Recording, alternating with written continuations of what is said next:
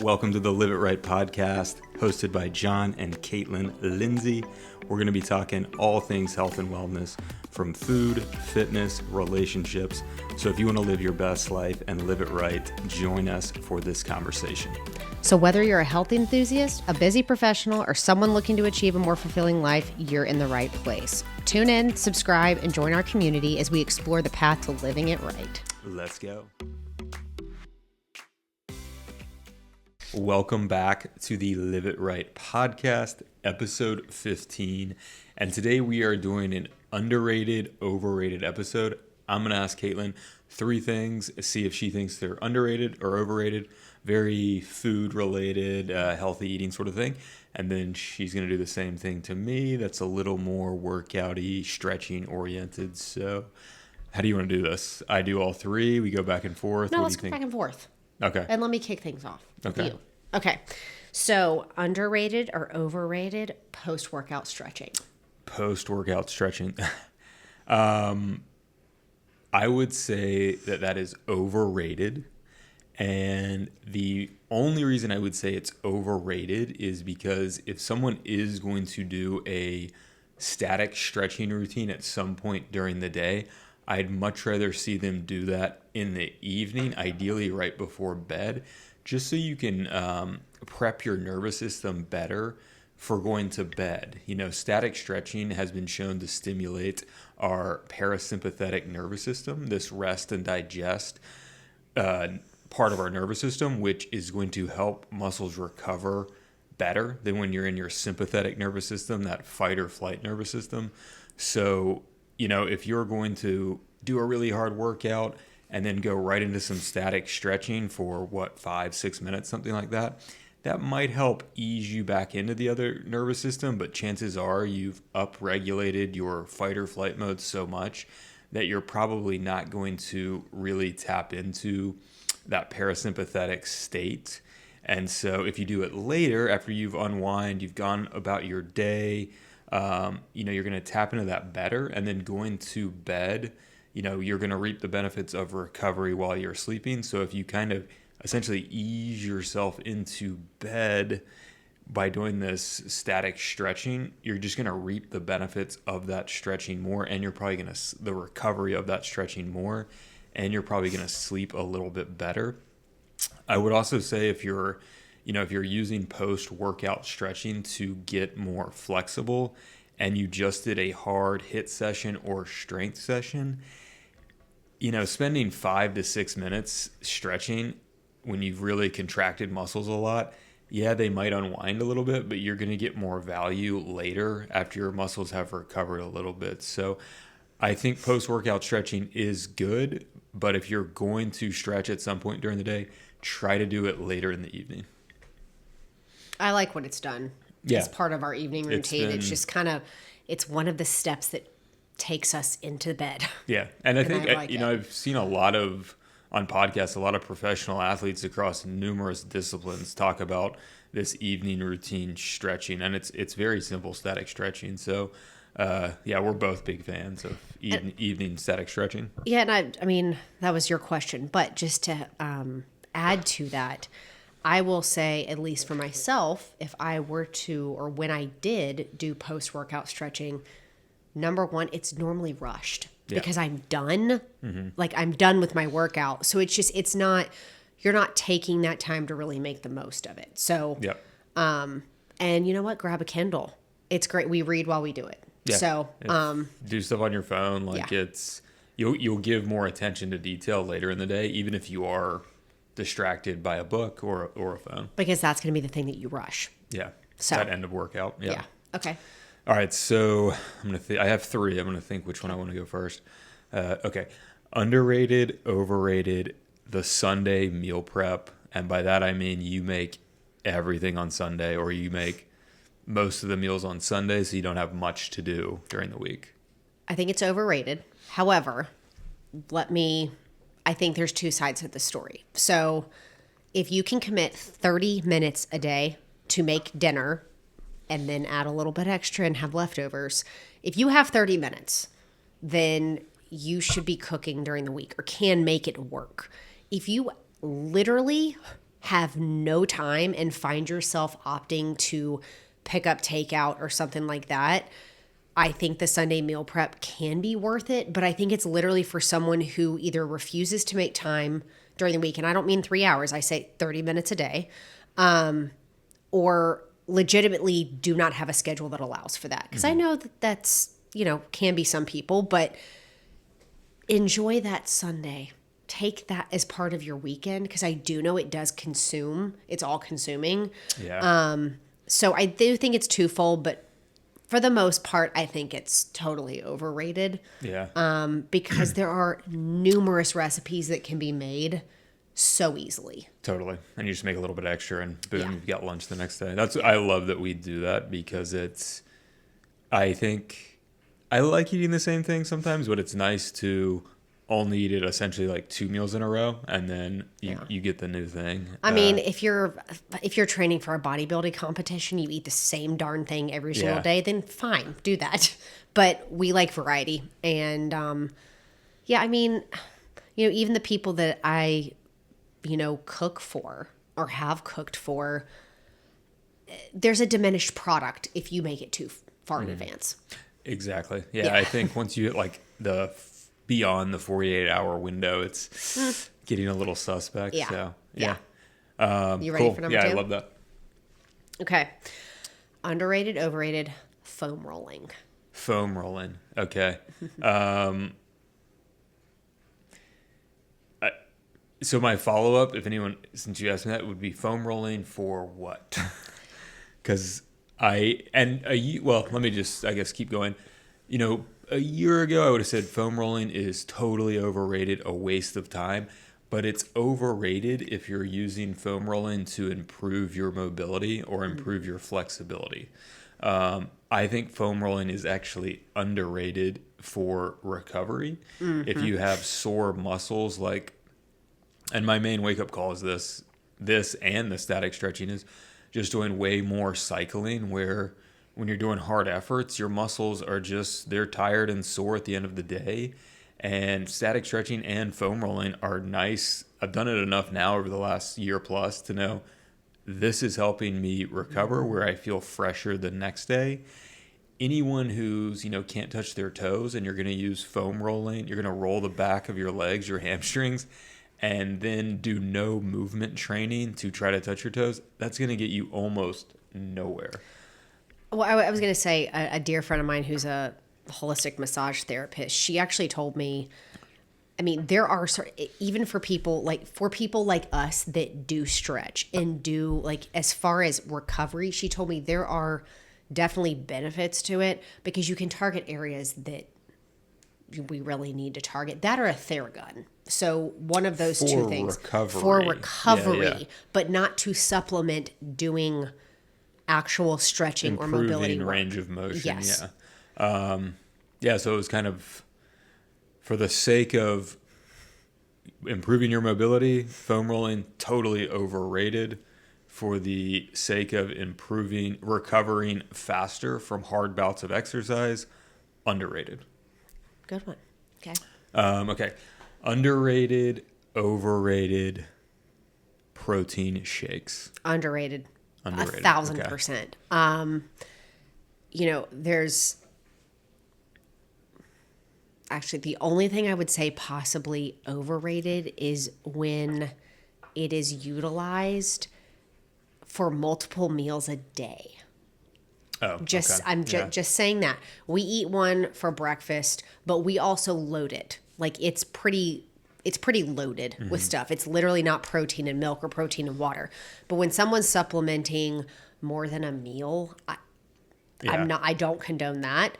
But I think they're totally underrated, because one, they can be made 1,000 different ways.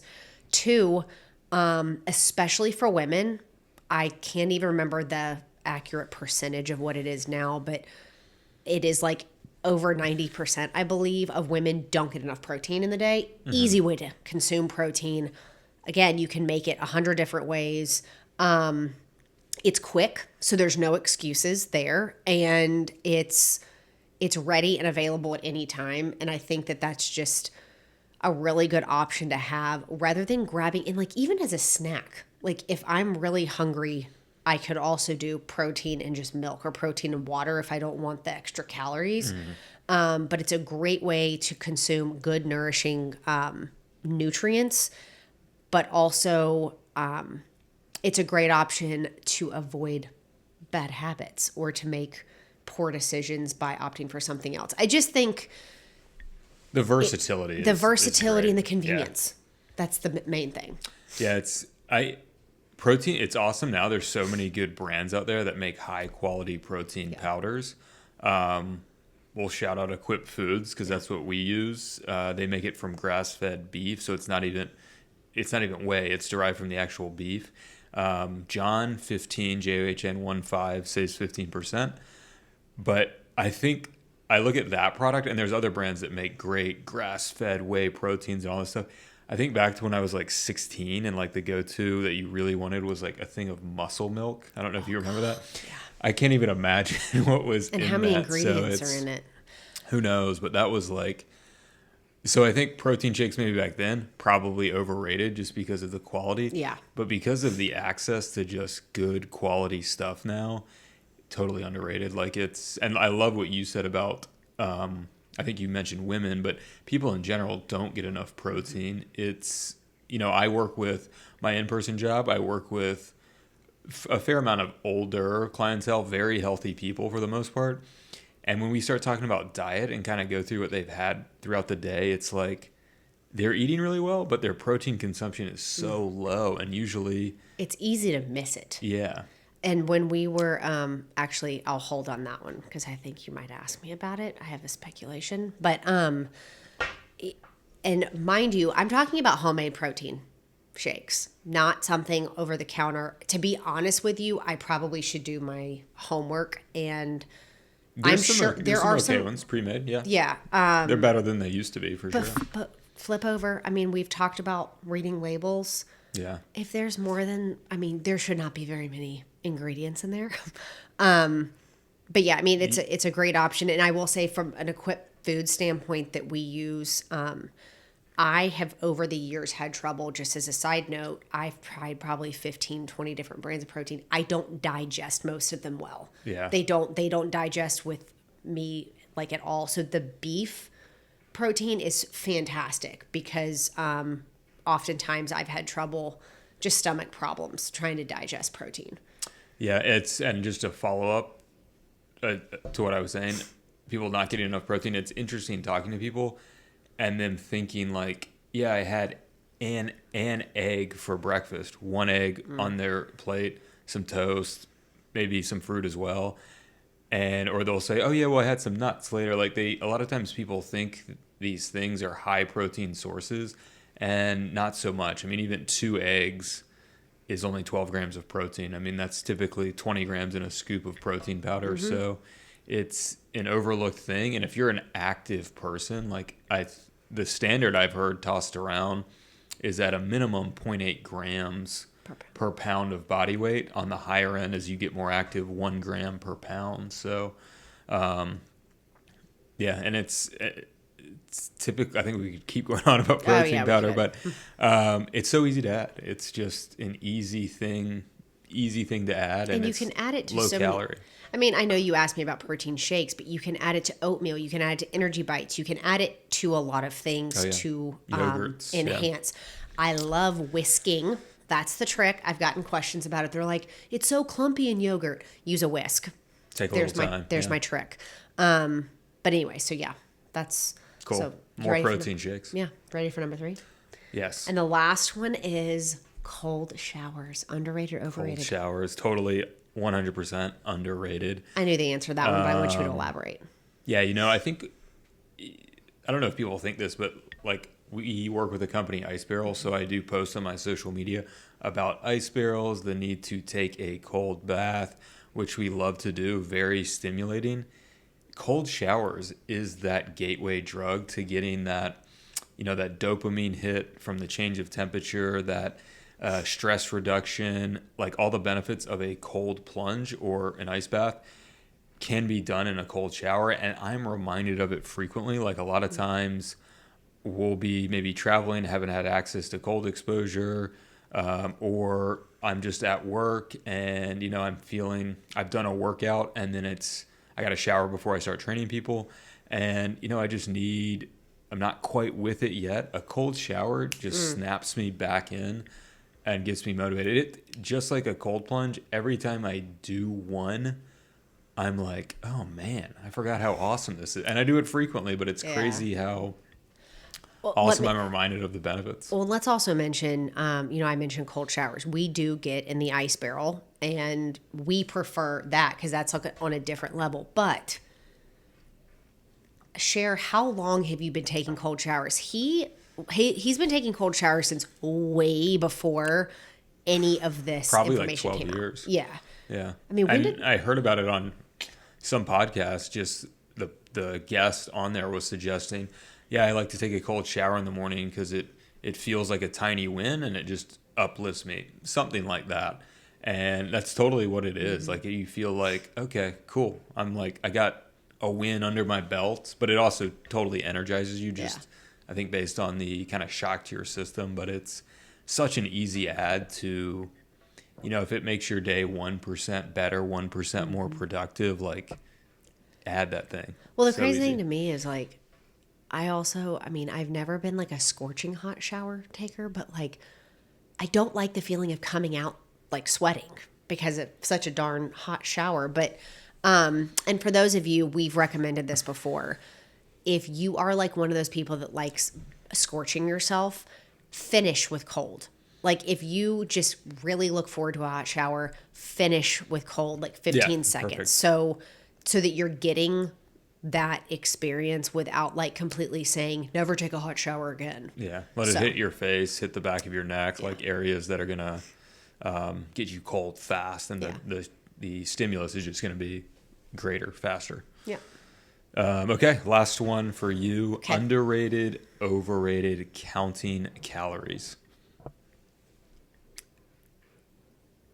I've never counted calories. I think we talked about that recently on an episode. But so I would say I'm not very organized. That's why. Overall, as a general consensus, it's overrated. However, I'm going to reel it in and say there are certain circumstances. So I think it's underrated when it comes to, he mentions he's never calorie counted. I never did it just because I never really thought to, but You've done it. I had never done it before this. Okay. I had never done it up to, it was like less than a year ago. But speaking of protein, I was like, I don't feel like I'm getting what I need to get. Like I'm going to track my macros to understand and comprehend what I'm actually taking in. Come to find out, low on protein, high on fat, probably from nuts. I like snacking on nuts and nut butter, but I've gotten a lot better about that. But just, I think it's underrated when it comes to truly understanding what you need to take in order to nourish your body appropriately and in a balanced way. That underrated. However, overrated, and I say that because at least most of the people that I have known that don't do it in a very healthy, balanced manner, it is not good for your mental state. Like people become obsessive over it, which actually ends up hurting you even more. So I think that if you are able to count your calories mindfully and as a means of benefiting you and helping you eat and understand a balanced diet, it's wonderful. If you start to obsess over things and nitpick weights and all that kind of stuff, I would recommend checking with yourself to see if that's the healthiest way of approaching mealtime. So I think it's twofold, but for the most part, I think it's overrated. Yeah, I do like it for protein. Like it is, I think. I had no idea how undernourished I was. From a I think a lot standpoint. of people would say that too if they did it. Like it can be telling, especially. I mean, if you're someone who's thinking about counting calories, chances are you're missing something. So it can be. Again, I've never done it, but I do see where it could be a great tool to expose, because you might learn very quickly, kind of like you said you did, over consuming fats, under consuming proteins.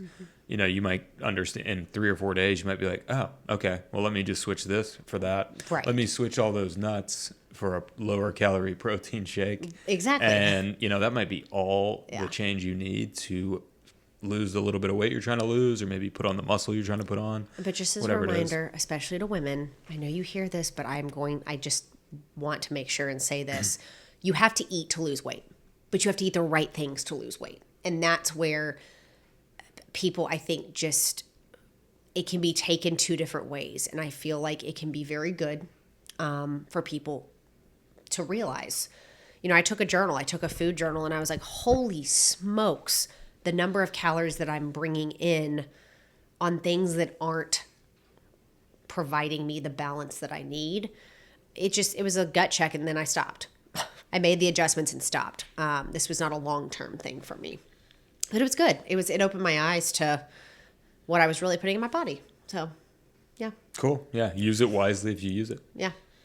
That's a much more concise way of, I said that in a long-winded way. Pardon me. So we are going to, I guess, wrap it up. This is going to be short and sweet. Episode 15. We will be back for episode 16. Sometime in the future. I think It'll be next week. I think we're going to recap the year, sort of.